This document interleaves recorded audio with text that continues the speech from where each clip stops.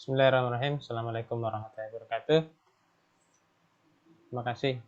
Hari ini kita akan mencoba untuk mencari jurnal untuk dipergunakan dalam salah satunya kepentingan jurnal reading. Ya.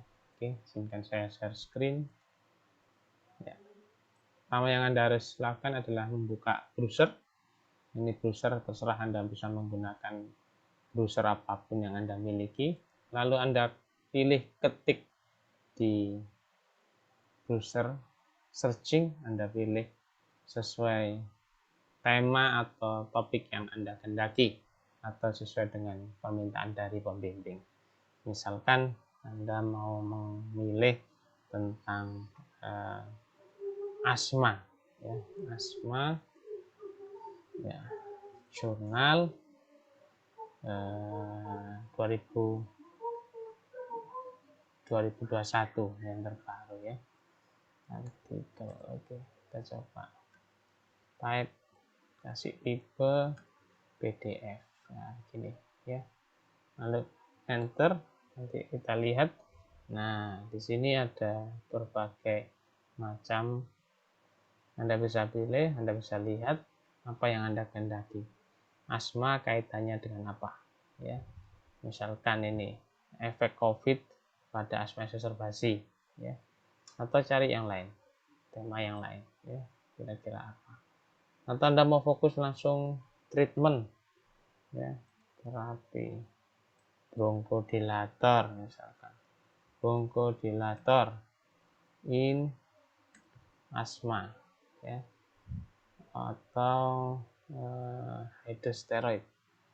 high-dose corticosteroid in asma, ya.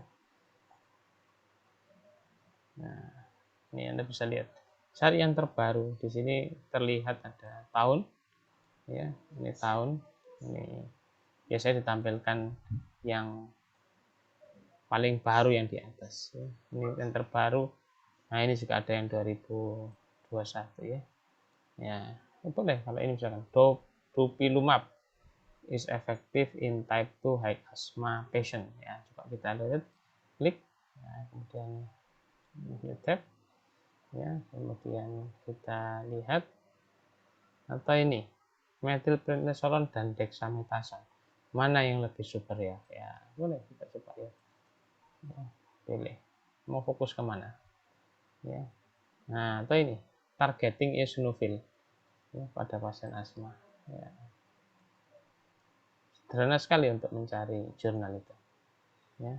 Dan Anda lihat, Anda buka, Anda baca judulnya, ya, terus kemudian Anda lihat tahun terbitnya kapan, ya, ya, terus kemudian Anda lihat ini tipenya apa, naskah ini, ya, original artikel, ya, berarti ini adalah penelitian open access, jadi Anda bisa unduh secara gratis, tidak perlu bayar. Di sini juga Anda bisa lihat ada doi-nya, ya, ada doi-nya. Ya. Nah, ini untuk memudahkan pencarian.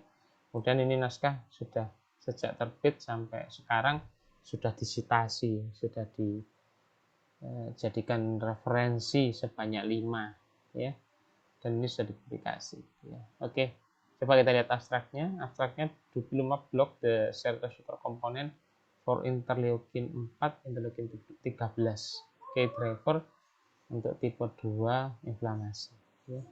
Pada fase 2B dan fase 3 ini berarti asma quest, ya, penambahan dupilumab 200 atau 300 mg setiap 2 minggu menurunkan exacerbasi yang berat, memperbaiki tes pre-bronchodilator, ya, forced expiratory volume FEV1, ya, dan quality of life,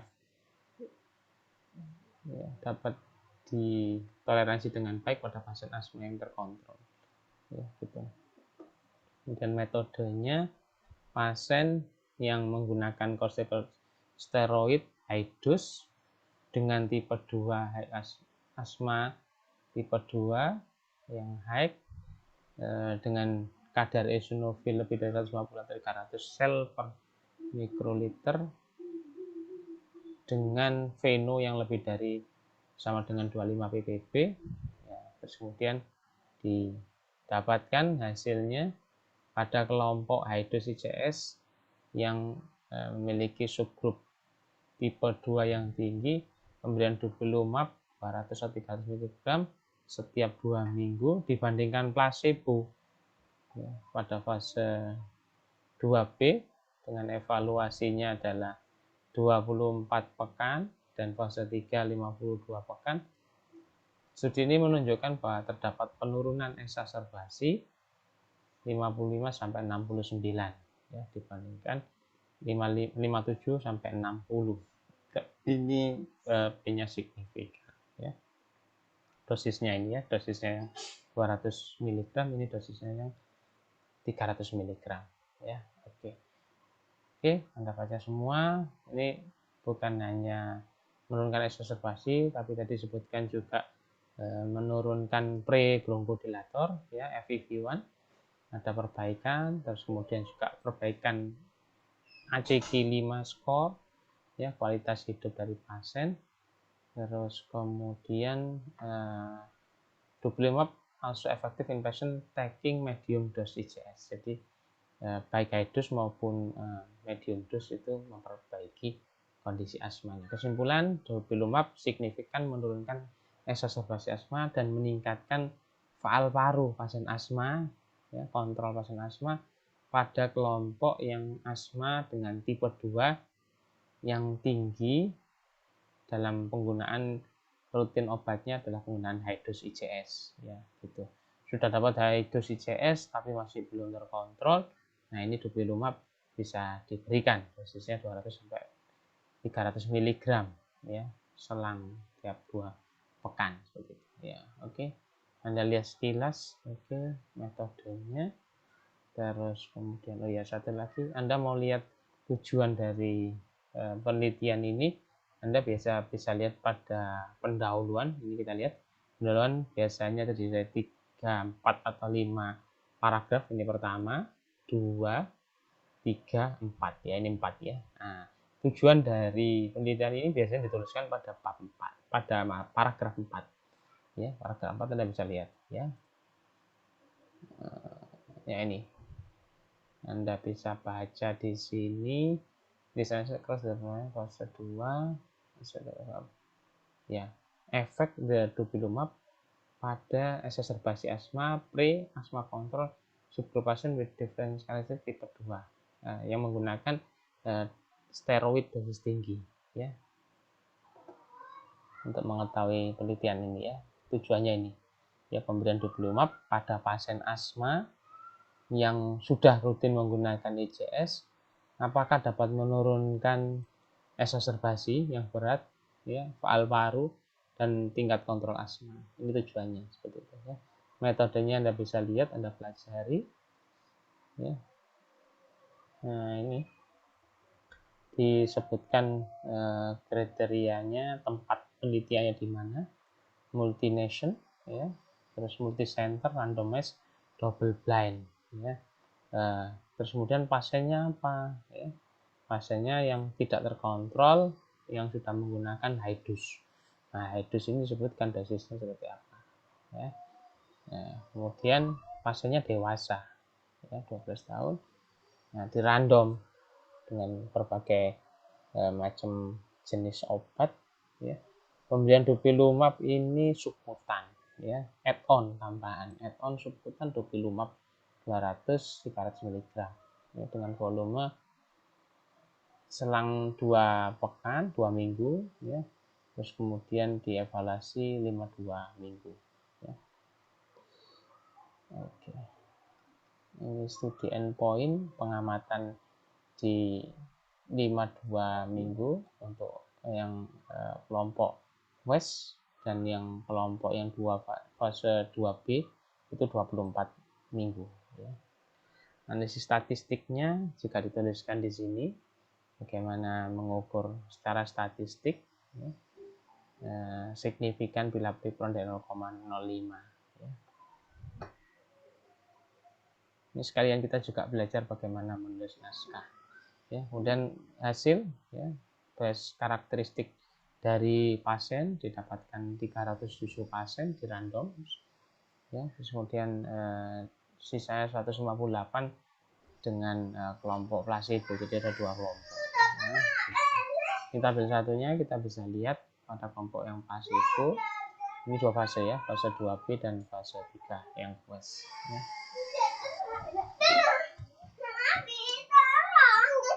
Nah, dupilumab 200 mg, kemudian ini dupilumab yang 300 mg ya. Kemudian yang kita lihat di sini ya, penggunaan high dose-nya berapa orang ini, berapa orang kita bisa lihat usianya ya, tentu saja usianya harus homogen untuk bisa kita bandingkan ya. Kemudian jenis kelamin ya, alergi atopinya, pre-bronchodilatornya, kemudian post bronchodilator FEV1, tes reversibilitas, asma exacerbasi dalam setahun sebelumnya, nilai ACG, AGLSG, AGLG ya, terus biomarker dilihat juga eosinofil, total IgE, FeNO ya. Kemudian penggunaan ICS pada kelompok yang medium juga ada. Ini data karakteristiknya, jenis kelamin yang wanita, atopi, pre-bronchodilator, predicted min rata-ratanya, post bronchodilator, exacerbasi yang berat yang perlu masuk rawat inap. Ya, kita perlu belajar juga severe asma itu kriteria seperti apa, severe asma exacerbasi. Terus kemudian biomarker juga diukur ya. Oke. Nah, kemudian ini nanti Anda bisa baca, Anda tampilkan di slide Anda kalau memang nanti Anda pakai naskah ini ya. Ini pre-bronchodilator FEV1, bagaimana melakukan pemeriksaan spirometri, Anda juga tentu harus belajar dan kuasai. Ini gambarnya, oke. Ya. Nah, oke, diskusi nanti Anda baca, Anda pelajari hasil dari penelitian ini, menyimpulkan apa, mendiskusikan apa dibandingkan dengan penelitian yang lain ya. Jadi pemberian biologic agent ya, dupilumab ini biologic agent yang fungsinya adalah untuk mengeblok ya reseptor komponen IL-4 atau IL-13 ya. Yang ini dua-duanya berperan pada tipe inflamasi tipe 2 ya, asma tipe 2 ya. Oke, pada orang dewasa. Oke, Anda baca, Anda tampilkan. Oke, kesimpulannya kita bisa belajar bahwa outcome pada pasien yang mendapatkan dupilumab dibandingkan dengan placebo ya, kita bisa melihat diberikan pada pasien yang add-on ya, tambahan sebelumnya menggunakan steroid high dose ya. Seperti ini, dipantau dengan resiko exacerbasinya selanjutnya, terus kemudian juga biomarker faal paru dinilai termasuk kualitas hidup ya. Ya, konflik of interest biasanya sponsor yang membiayai ataukah memberikan support kepada penulis itu dicantumkan dalam konflik of interest yang mungkin mempengaruhi dalam seseorang menulis. Ini sponsornya cukup banyak ya, macam-macam ini ya, macam-macam banyak sekali. Oke. Ya. Kemudian kita lihat lagi referensi ya. Tadi gaya penulisan kita sembari belajar ini citasi. Anda menulis ya gunakan Mendeley. Ini citasi yang biasa kita gunakan di bidang paru dengan angka tanpa kurung pangkat ya. Terus kemudian yang muncul pertama kali dalam naskah dituliskan sebagai nomor 1, bukan berdasarkan abjad. Ini lihat ya, C ini A ya, bukan abjad, tetapi berdasarkan yang disitasi mana yang duluan, yaitu dia keluar nomor 1. Terus yang kedua yang disitasi nomor 2, urutan yang muncul di naskah di awal di introduction tadi ya. Oke, kita kembali. Kalau abstrak ini tentu saja tidak ada citasi ya. Background, method, result, konklusi ya, ini yang harus kita ketahui bahwa abstrak itu terdiri dari background, ya, termasuk di sini mengandung aim of the study, tujuan dari penelitian ini. Metodenya bagaimana? Ini ringkasnya metode penelitian ini dilakukan. Kemudian hasil, ringkas hasil dari penelitian ini apa? Kemudian kesimpulannya. Ya, ini biasanya tidak lebih dari 250 kata. Ya, abstrak ini tidak lebih dari 250 kata. Tentu saja harus disertai dengan keyword ya. Ada keyword, ini keywordnya belum ditampilkan. Oke. Kalau mau kita lihat ya kita lihat aja di PDF-nya ya. Kita lihat di PDF-nya. Ini kita akan lihat. Nah, ini original article asthma and lower airway. Ini namanya ini header ya. Header ini biasanya adalah singkatan dari ini terkait dengan penelitian ini, singkatnya. Ini penerbit, ini publishernya Wiley, ke sini alergi, ini nama jurnalnya ya. Ini di data history diterima pada kapan ya, submitnya kapan, terus kemudian direview, direvisi dan dinyatakan accept.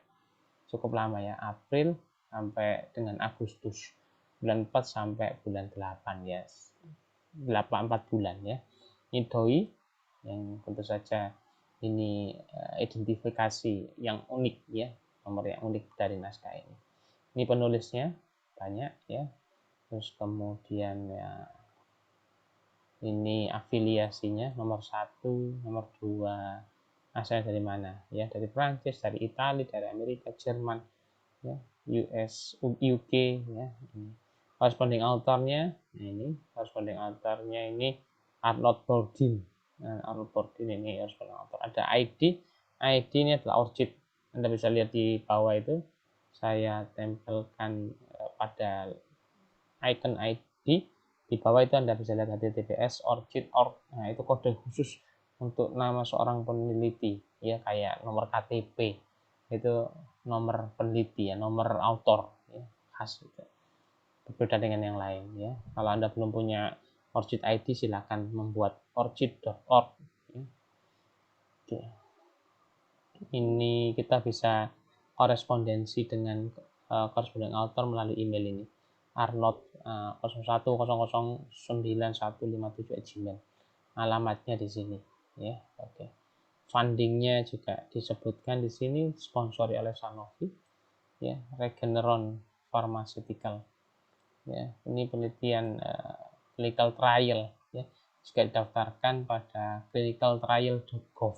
Nomor clinical trialnya juga disebutkan fase 2 maupun fase 3 penelitian ini ya. Ini sama yang kita lihat di awal tadi.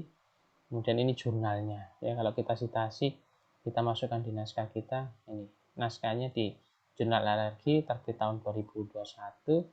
Ini adalah volumenya 76, halamannya 769 sampai 280 ini, 269 sampai 280 ya. Penerbitnya Wiley Online Library. Oke. Ini beberapa naskah itu membuat grafik menampilkan untuk menyederhanakan. Ya. Oke, metode, kemudian result. Oke. Ya. Nah, ini datanya sama yang ditampilkan tadi. Ya, oke.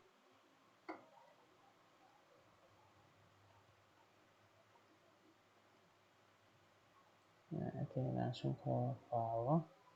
Nah, ini ORCID-nya yang saya sampaikan tadi. Nah, referensinya. Oke. Nah, referensi di sini peneliti menuliskan sampai 42. Nah, itu juga buat pelajaran kalau kita menulis naskah, masukkan di publikasi, jangan terlalu sedikit ya. Dan diharapkan berasal dari sumber-sumber referensi yang terbaru.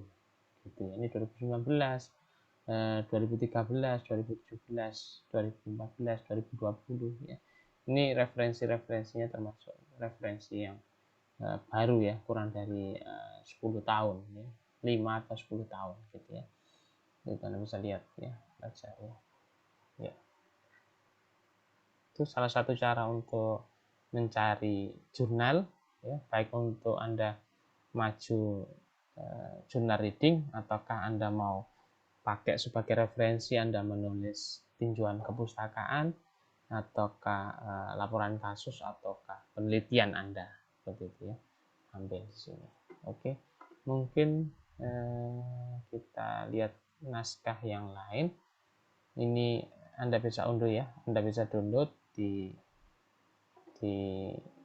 browser tadi ya. Oke, saya buka lagi ya. Ini Anda tinggal pilih dan Anda bisa download di sini ya, bisa download di sini ya. Nah, ini download nanti akan tersimpan menjadi file PDF. Oke, kalau Anda mencari ini naskah yang pertama, Anda mau naskah yang kedua, dexamethasone dan methylprednisolone mana yang lebih baik pada pasien yang dirawat inap? Kadang kita menggunakan metil, kadang menggunakan dexa ya. Ini juga menarik karena baru dipublikasi pada 10 April 2021, open access ya, diterbitkan oleh BMC Infection Disease ya, publishernya ini BMC ya, bagian dari Springer Nature ya. Anda bisa download PDF di sini ya, klik di sini ya, kita lihat PDF-nya aja boleh. Oke, Anda download unduh di sini ya, akan mendapatkan file PDF. Nah, ini kita bisa lihat di sini research article, jadi penelitian open access, bisa diambil di download gratis ya.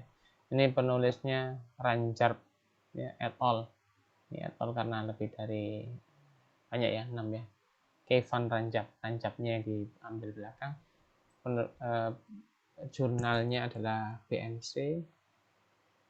Oke, saya besarkan. BMC Infection Disease, tahun terbit 2021, volumenya 21, ini 337. Sebentar, kita lihat halamannya berapa ini. Oke. Ini 337 ini bisa jadi isu ya. Penerbitan isunya keberapa. Oke. Ini sama seperti tadi, background, method, result, konklusi ya. Nah, ini keyword ya, keyword. Oke. Keyword. Oke, saya lupa tadi yang di Dupilumab tadi keywordnya. Kita bisa lihat di bagian bawah nih ya. Asma kontrol, exacerbasi, inhaled corticosteroid, moderate to severe asthma, pre-bronchial evidence. Biasanya 5 ya. 5 atau 5 sampai 6. 1 2 3 4 5 ya. Ini juga seperti itu. 1 2 3 4 5 ya. Corticosteroid, COVID-19, dexamethasone, ya. Ini dexa bukan pada pasien asma, tapi pada pasien COVID-19. Apakah lebih baik milih dexa ataukah methylprednisolone ya. Oke, secara sederhana kita ambil bisa lihat kesimpulan ya, pada pasien yang dirawat dengan COVID yang mengalami hipoksia, methylprednisolone menunjukkan hasil yang lebih baik dibandingkan dengan dexamethasone ya. Seperti itu. Nanti Anda baca, Anda lihat lagi bagaimana metodenya, berapa besar sampelnya, terus dosisnya berapa, itu ya bisa dilihat, pelajari ya.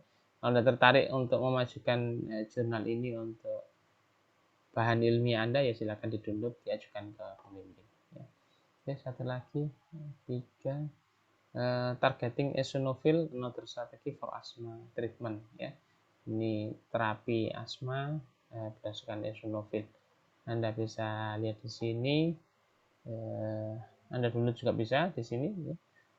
Oke, ini tipenya editorial ya, editorial jadi dari editor ya, penulis editornya dari Clinical and Experimental Pediatric, ada anak-anak ya, baru diterbitkan 2021, volumenya 64, issue 5. Volume itu biasanya di setiap tahun ya, volume pindah tahun ganti nomor volume. 64 tahun 2022 nomornya 65 ya. 5 ini menunjukkan isu dalam satu tahun berapa kali, ini penerbitan yang keberapa ya. Makin banyak nomor isunya berarti semakin sering terbit ya. Ada yang terbit setiap bulan jadi 12 itu, ini bisa Desember ya bisa 12 ini ya. Ada yang terbitnya sekali setahun, ada yang terbitnya sekali 2 tahun, itu 3 tahun ya. Ini nomor halamannya. Oke, ini DOI ya, identifier ya, number identifier. Oke, ini berapa kali di download, metriknya bisa kita lihat ya. Oke ya, kalau Anda tertarik ini ya silakan dibaca, tapi ini editorial, bukan penelitian ya, bukan penelitian, editorial ya. Kalau seperti ini editorial ya sudah dilewat aja. Untuk maju jurnal reading tidak disarankan ya. Oke. Cari yang penelitian, jadi kita bisa belajar bagaimana sih orang lain tuh meneliti dan bagaimana mendapatkan hasil dan melaporkan dalam sebuah riset artikel dan dipublikasikan, dan ini bermanfaat untuk orang lain seperti itu ya. Oke.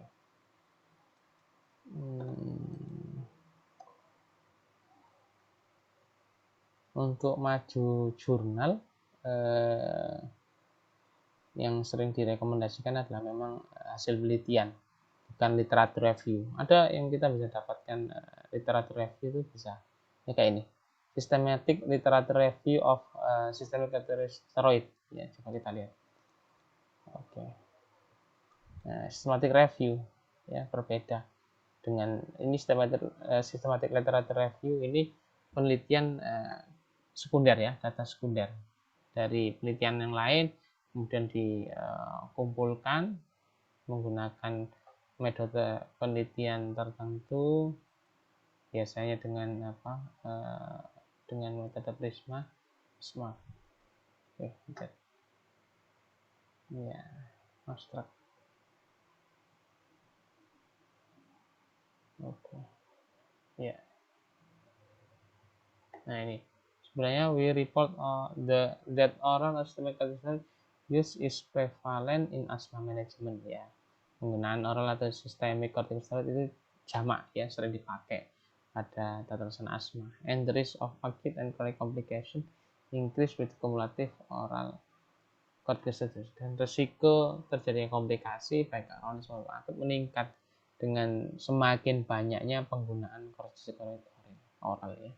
Oke gitu ya, kalau Anda tertarik silakan diunduh ya jadi file PDF, kemudian diajukan ke pembimbing apakah pembimbing setuju apa enggak ya. Nah ini ya. Oke ya.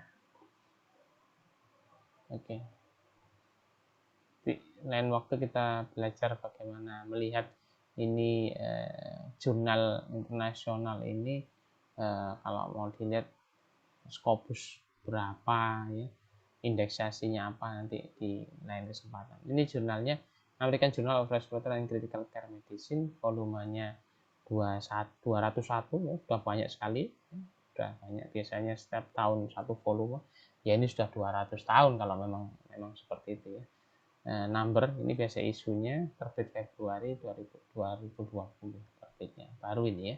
Oke, ini metode, kemudian hasilnya bagaimana ya, kemudian ini tabel hasil ya, terus kemudian nah ini menggunakan diagram ya, diagram prisma biasanya kalau menggunakan systematic review ya.